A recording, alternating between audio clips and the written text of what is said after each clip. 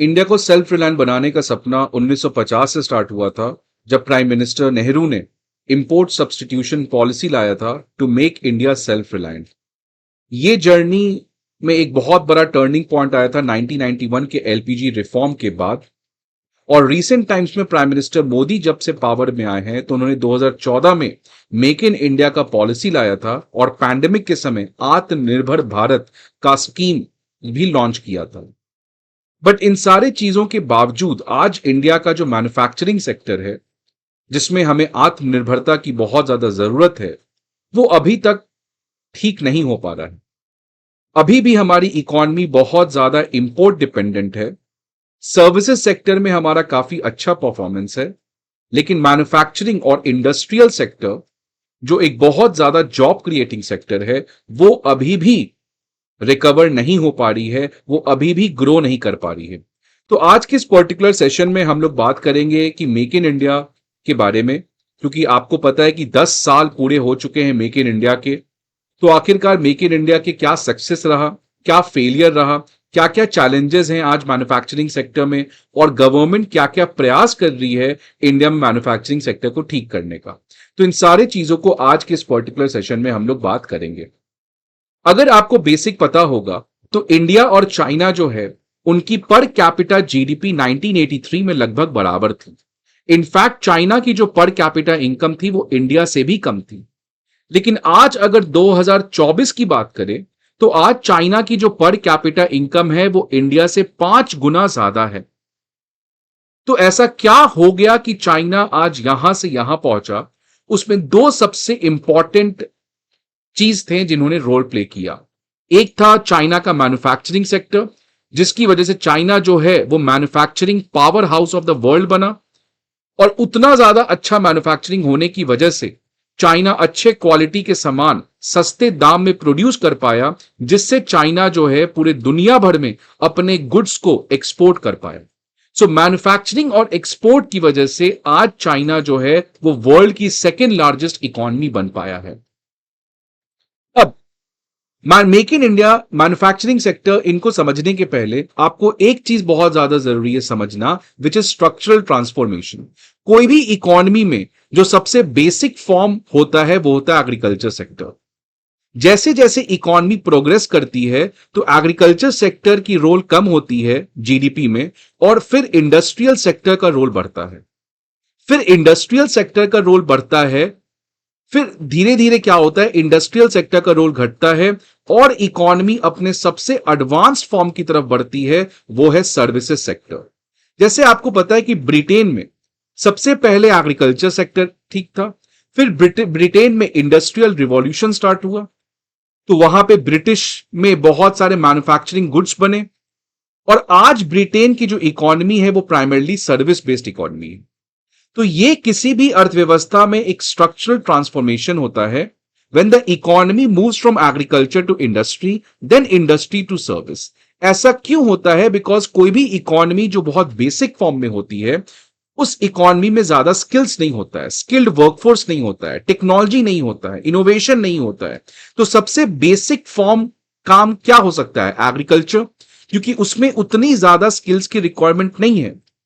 जैसे जैसे इकोनॉमी बढ़ती है, लोगों के पास स्किल आता है, लोगों के पर कैपिटा इनकम बढ़ता है, तो लोग नए नए चीजों का डिमांड करते हैं। फिर आपके पास इंडस्ट्रियल सेक्टर आता है। जैसे इंडस्ट्रियल सेक्टर आता है, लोगों का पर कैपिटा इनकम और बढ़ता है, लोग और नए नए चीज डिमांड करते हैं, लोग गुड क्वालिटी एजुकेशन की डिमांड करेंगे, लोग गुड क्वालिटी हेल्थ की डिमांड करेंगे, लोगों के पास पैसा आएगा तो वो बैंक्स में पैसा जमा करेंगे, लोगों के पास पैसा आएगा तो लोग घूमेंगे, टूरिज्म होगा, डिजिटल टेक्नोलॉजीज की तरफ बढ़ेंगे। तो जैसे इंडस्ट्रियल सेक्टर फ्लरिश करता है, उसके बाद जो इकोनॉमी में आता है वो है सर्विसेज सेक्टर। यही सेम स्ट्रक्चरल ट्रांसफॉर्मेशन होता है और ये बहुत ज्यादा जरूरी होता है। चाइना में भी यही सेम चीज हुआ कि चाइना में पहले केवल एग्रीकल्चर सेक्टर था। अगर 1980 की बात करें, जब माओ जेडोंग की चाइना थी, फिर धीरे धीरे क्या हुआ कि चाइना के जो फार्मर्स हैं उनका पर कैपिटा इनकम बढ़ा।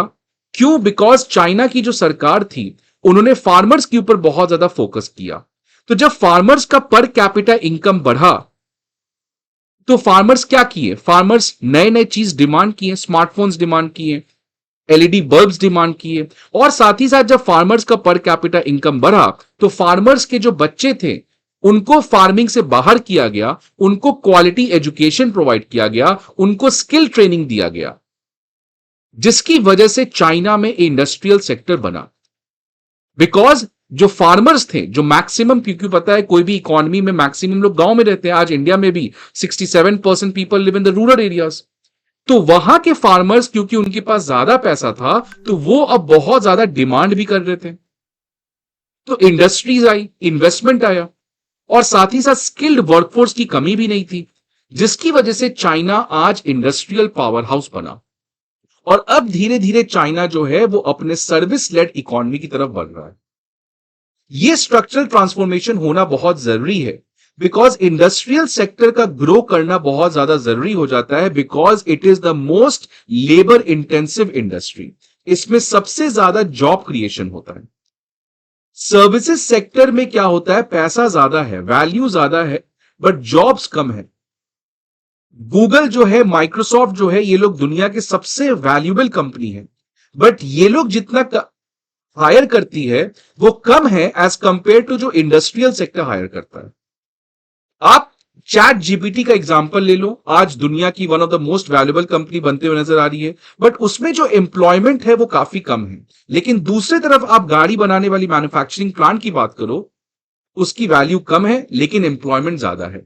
इसीलिए चाइना जैसी कंट्री के लिए इंडस्ट्रियल सेक्टर का अपग्रेड होना बहुत जरूरी था, बिकॉज चाइना में एक बहुत बड़ा यंग वर्कफोर्स था जिसको जॉब देना जरूरी था।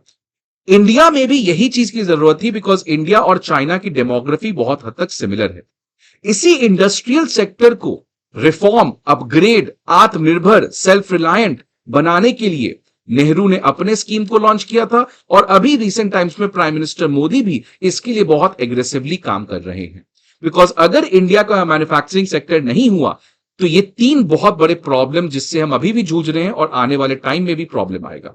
सबसे बड़ा प्रॉब्लम क्या है, डेमोग्राफिक डिविडेंड का। आपको पता है इंडिया एक यंग वर्कफोर्स की इकोनॉमी है, और अगर इस यंग वर्कफोर्स का हम यूज कर पाए, इसको स्किल दे पाए, एजुकेशन दे पाए, तो we can be the global workforce, हम पूरी दुनिया भर में काम कर सकते हैं। लेकिन अगर आप इन्हीं यंग वर्कफोर्स को जॉब नहीं दे पाओगे तो ये डेमोग्राफी हमें कभी डिविडेंड, हमें कभी प्रॉफिट नहीं देगा। रादर ये डेमोग्राफी हमारे लिए एक नाइटमेयर, एक बुरा सपना की तरह काम करेगा।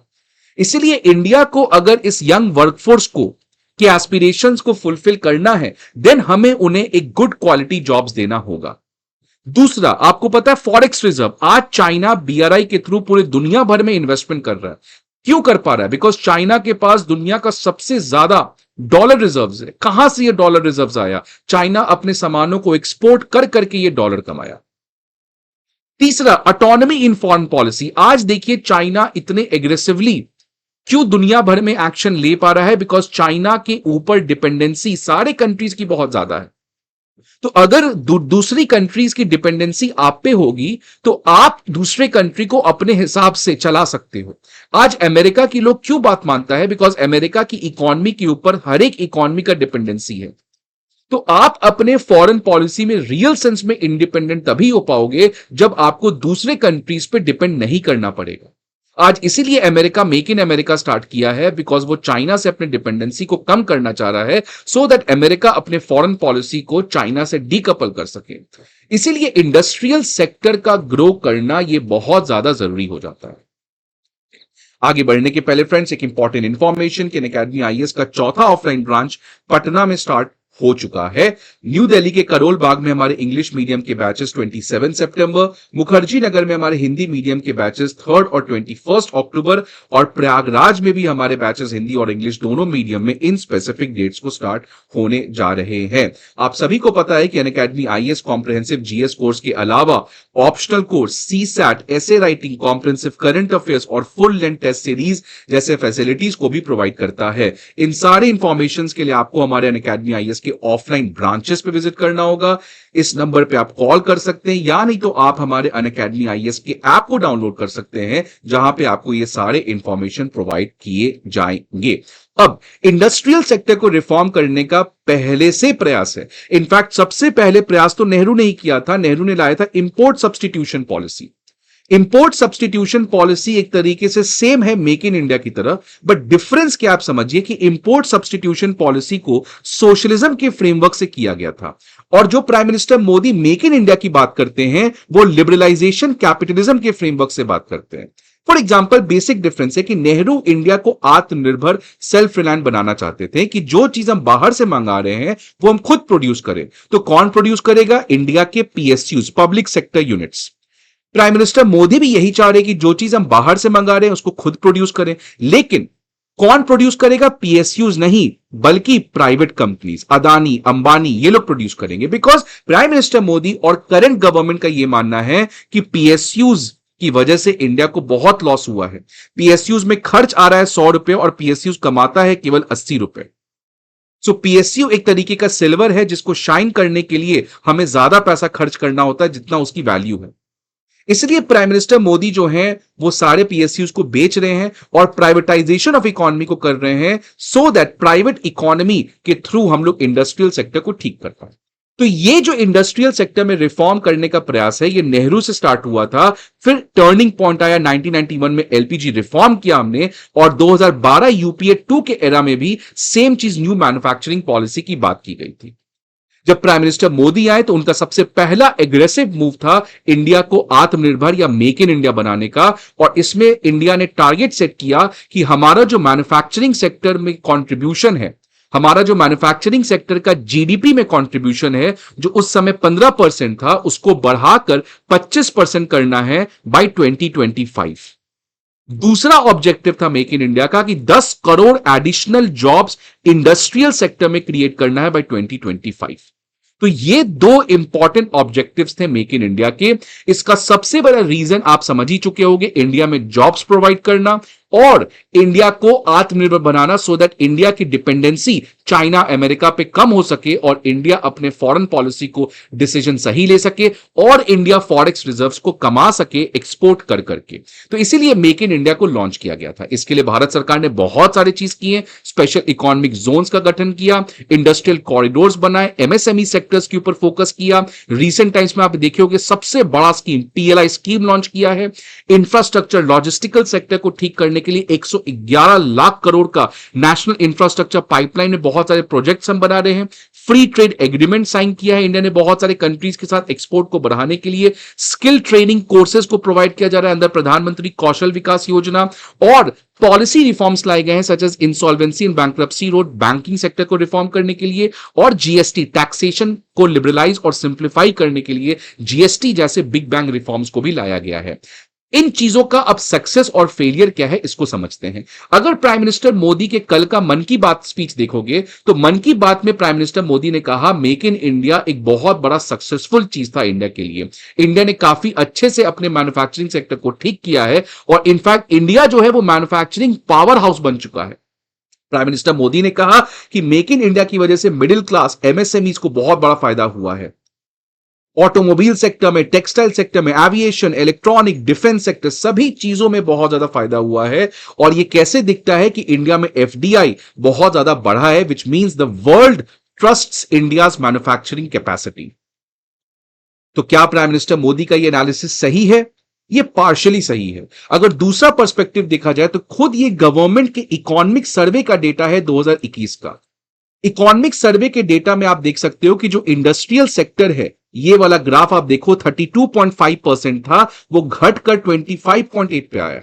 अगर मैन्युफैक्चरिंग की बात करें जिसको हमें 25% ले जाना था 2025 में, तो वो 17% था FY12 में, वो घट के 14.5 पे आ चुका है FY21 में।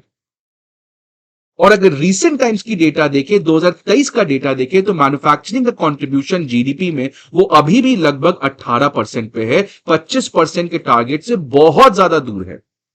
तो ये दोनों गवर्नमेंट के ही डेटा हैं, मतलब अभी भी इंडिया जो है वो मेक इन इंडिया को अचीव नहीं कर पाया है। और तीसरा, ये जो आप चार्ट देखोगे ये बहुत शॉकिंग चार्ट है। जनरली हमने कहा स्ट्रक्चरल ट्रांसफॉर्मेशन के हिसाब से कि आपके इकोनॉमी में पहले सारे लोग एग्रीकल्चर में काम कर रहे हैं, 100 लोग, इन 100 लोग में से क्या करेंगे, 70 लोग काम करेंगे, 30 लोग इंडस्ट्रियल सेक्टर में आ जाएंगे। इस 30 लोग में से अब 20 लोग इंडस्ट्री में काम करेंगे, 10 लोग सर्विसेज सेक्टर में काम करेंगे। इस तरीके से वर्कफोर्स अपने आप को अपग्रेड करता है। ये स्ट्रक्चरल ट्रांसफॉर्मेशन है। इंडिया में लेकिन सरप्राइजिंगली ये उल्टा हो रहा है कि यहां के लोग यहां नहीं जा रहे हैं, बल्कि यहां के लोग वापस से यहां चले जा रहे हैं। मतलब वापस से लोग, क्योंकि इंडिया में आपको पता है एग्रीकल्चर में सबसे बड़ी समस्या है कि बहुत ज्यादा लोग एम्प्लॉयड हैं, तो हमें एग्रीकल्चर से कुछ लोगों को निकालना होगा। तो ये निकल भी रहे थे, लेकिन जब से कुछ सालों से ये देखा गया है कि बहुत लोग जो एग्रीकल्चर छोड़ के इंडस्ट्री में आए थे, आज वो वापस से लोग इंडस्ट्रीज छोड़कर एग्रीकल्चर की तरफ जा रहे हैं। तो ये डेटा देख सकते हो आप कि मैन्युफैक्चरिंग शेयर, अगर 100 लोग इंडिया में काम कर रहे हैं तो 2011-12 में 12.6 लोग काम कर रहे थे मैन्युफैक्चरिंग सेक्टर में, वो घटकर आ चुका है 11.4 लोग। मतलब number of people who are working in manufacturing sector has decline. और अगर एग्रीकल्चर सेक्टर की बात करें तो 44.3 से वो बढ़कर 45.8 पे आ चुका है। इसका मतलब कि आज इंडस्ट्रियल सेक्टर में एक रियल क्राइसिस चल रहा है, जिसकी वजह से हमारा जॉब्स क्रिएट नहीं हो रहा है और इंडिया को जॉबलेस ग्रोथ का क्रिटिसिज्म हमेशा से झेलना पड़ रहा है। अगर हम चाइना की साथ बात करें, क्योंकि आपको पता है कि इंडिया का एक सबसे बड़ा जरूरत क्या है आज, चाइना से अपने आप को डीकपल, चाइना से ऊपर जो डिपेंडेंसी है उसको कम करना। लेकिन despite all the issues, Galwan हो गया, सब कुछ हो गया, लेकिन चाइना के ऊपर जो हमारा ट्रेड डेफिसिट है वो इनफैक्ट बढ़ा है। गलवान यहां पे हुआ था, गलवान के बाद जब हम इतना ज्यादा चिल्लाएं कि इकोनॉमी से हटा देंगे, चाइना को बॉयकॉट कर देंगे, उन सब चीजों के बावजूद हमारा चाइना से जो इंपोर्ट है वो इनफैक्ट बढ़ा है रीसेंट टाइम्स में। तो ये बताता है कि अभी भी इंडिया का जो डिपेंडेंसी है चाइना के ऊपर बहुत ज्यादा है। तो आखिरकार ऐसे क्या क्या चैलेंजेस हैं आज इंडस्ट्रियल सेक्टर में कि वो ठीक होने का नाम नहीं ले रहा है। सबसे बड़ा प्रॉब्लम है लेबर प्रोडक्टिविटी का। प्रोडक्टिविटी का मतलब कि एक वर्कर 8 घंटा काम करके कितना प्रोडक्शन कर पा रहा है। अगर चाइना की बात करें तो वो ज्यादा as compare to India, because labour productivity primarily depends on skill. और इंडिया में जितने भी स्किल गिविंग इंस्टीट्यूट्स हैं लाइक इंजीनियरिंग कॉलेजेस, आईटीआईज, ये सब में डिग्री मिल रहा है, कुछ क्वालिटी नहीं है। एमएसएमई में भी प्रॉब्लम है आज। आपको पता है कि एमएसएमई मैक्सिमम बहुत माइक्रो यूनिट्स है, छोटे यूनिट्स हैं। ये छोटे यूनिट्स इकोनॉमिक्स ऑफ स्केल का फायदा नहीं उठा पाते। लेबर लॉ सबसे बड़ा कॉम्प्लिकेटेड है। आपको पता है सरकार लेबर कोड्स को लाने जा रही है, बट अभी तक लाई नहीं है। लॉजिस्टिकल सेटअप, अभी भी आपको पता है कुछ दिन पहले नितिन गडकरी ने कहा था कि इंडिया में एक सामान को ए से बी भेजने में जितना खर्च आता है वो अभी भी बहुत ज्यादा है। लगभग 10% ऑफ जीडीपी हमारा लॉजिस्टिकल कॉस्ट है, जिसको कम करना है। लैंड एक्विजिशन सबसे बड़ा समस्या है। प्रोजेक्ट हो गया, इन्वेस्टमेंट हो गया, लेकिन लैंड एक्वायर नहीं कर पा रहे, बिकॉज सारे लैंड रिकॉर्ड्स कॉम अभी ओल्ड एज रिकॉर्ड्स है। डिजिटलाइजेशन ऑफ लैंड रिकॉर्ड्स नहीं हुआ है। आर&डी एक्सपेंडिचर काफी कम है इंडिया का as compare to any other economy. तो ये तो कुछ हमारे डोमेस्टिक प्रॉब्लम्स आ गए। अब अगर एक्सटर्नल प्रॉब्लम्स आ गया तो एक्सटर्नल प्रॉब्लम्स में प्रॉब्लम क्या है कि आज दुनिया भर की जो कंपनीज है जो चाइना में बहुत ज्यादा इन्वेस्टमेंट की थी, आज वो चाइना से अपने आप को डीकपल कर रही है, चाइना से अपने आप को हटा रही है। लेकिन वो इंडिया नहीं आ रही है, सरप्राइजिंगली वो वियतनाम, मेक्सिको और इनफैक्ट बांग्लादेश जैसे कंट्रीज में जा रही है। तो ये बहुत बड़ा प्रॉब्लम है कि इन कंट्रीज हमें काफी स्टिफ कंपटीशन झेलने को मिल रहा है। दूसरा बड़ा प्रॉब्लम कि बहुत सारे कंट्रीज, खासकर जो यूरोप है और अमेरिका है, इन्होंने चाइना के इस ग्रोथ में बहुत बड़ा रोल प्ले किया था। टेक्नोलॉजी दिया, पैसा दिया। आज आपको लगता है कि ये यूरोप और अमेरिका जो चाइना से प्रॉब्लम झेल रहा है, क्या आज यूरोप और अमेरिका एक नया चाइना चाहेंगे? क्या ये इंडिया को सेम तरीके से सपोर्ट करेंगे? बिकॉज हो सकता है आने वाले टाइम में इंडिया भी इनकी बात ना माने, इंडिया भी इनको हेजेमनी के चैलेंज दे। तो आज दुनिया जो है वो एक नया चाइना के लिए रेडी नहीं है। साथ ही साथ डी ग्लोबलाइजेशन हो रहा है, नेशन फर्स्ट हो रहा है, प्रोटेक्शनिज्म जैसे भी थ्रेट है। और स्ट्रक्चरल प्रॉब्लम एक और बहुत बड़ा इंडिया में है कि इंडिया में जो इनकम है लोगों का वो नहीं बढ़ रहा है। अगर इनकम का ग्रोथ रेट 3% है तो इन्फ्लेशन का ग्रोथ रेट 5% है। मतलब इफेक्टिवली लोगों का इनकम घटा है। उस घटने की वजह से लोगों का जो डिमांड है वो घटा है, और अगर डिमांड घटेगा तो लोग इन्वेस्ट नहीं करेंगे। तो इसलिए अगर आप चाहते हो इंडिया में इन्वेस्टमेंट हो, नए इंडस्ट्रीज आए, तो इंडिया में हमें डिमांड को बढ़ाना पड़ेगा। अब इस सारे चीजों का समरी निकालेंगे तो अगर आप देखोगे अमेरिका की है, तो अमेरिका में जो जीडीपी में कंट्रीब्यूशन है एग्रीकल्चर सेक्टर का वो 1% है। इंडस्ट्री का 18% है, सर्विसेज का 78% है। इंडिया में एग्रीकल्चर कंट्रीब्यूशन 18% है, इंडस्ट्री का लगभग 30% है, और बाकी बचा हुआ आपको लगभग 52 और 54% सर्विसेज सेक्टर का है। राइट? तो इंडस्ट्री तो अमेरिका का कम है। ये इसीलिए कम है बिकॉज अमेरिका ऑलरेडी बहुत हद तक इंडस्ट्रियलाइज कर लिया। अब यहां के लोग ये सब कहां चले गए हैं? सर्विसेज सेक्टर में। क्योंकि सर्विसेज सेक्टर में अगर आप मिलोगे एक टाटा में काम करने वाले पर्सन से और एक टीसीएस में काम करने वाले पर्सन से, कौन ज्यादा कमा रहा होगा? टीसीएस वाला। क्योंकि यहां पे ज्यादा कमाई है, गूगल में, माइक्रोसॉफ्ट में। तो जैसे इकोनॉमी बढ़ती है, यहां के लोग जब स्किल प्राप्त कर पाते हैं तो वो यहां बढ़ते हैं। तो इंडस्ट्रियलाइजेशन अमेरिका का हो चुका, तब लोग जो हैं वो इधर बढ़ रहे हैं। इंडिया में क्या हुआ है कि हम इंडस्ट्रियलाइजेशन तो किए नहीं, रादर यहां के लोग सीधा यहीं बढ़ जा रहे हैं। तो इसलिए इंडिया में अभी इंडस्ट्रियलाइजेशन होना स्टार्ट भी नहीं हुआ था कि अब इंडस्ट्रियलाइजेशन खत्म हो रहा है। इसी को कहते हैं प्री मैच्योर डी इंडस्ट्रियलाइजेशन, जो इंडिया के लिए बहुत बड़ी क्राइसिस बन सकता है। तो इसीलिए मेक इन इंडिया का जो सक्सेस रहा है वो बहुत हद तक माइल्ड सक्सेस रहा है, कोई सिग्निफिकेंट सक्सेस नहीं रहा। रीसेंट टाइम्स में खासकर डीमोनेटाइजेशन, जीएसटी, कोविड पैंडेमिक आ गया, रशिया यूक्रेन वॉर आ गया, सप्लाई चेन शॉक्स आ गया, उसकी वजह से और ज्यादा प्रॉब्लम आ चुका है इंडस्ट्रियल सेक्टर में। सो मोदी गवर्नमेंट 3 का सबसे बड़ा ऑब्जेक्टिव ये रहने वाला है कि कैसे हम इंडस्ट्रियल सेक्टर को और बेटर बना सके, जॉब्स को और क्रिएट कर सके। अगर मोदी गवर्नमेंट इस चीज को कर सकता है, so that would be the greatest success of Modi government in this third tenure. And if Modi government is not able to do so in the recent times we will be able to see a lot of protests in India. So I hope आपको ये video अच्छा लगे तो like करिएगा। Thank you everyone for watching this video. See you again in the next video. Till then good bye, take care and best wishes.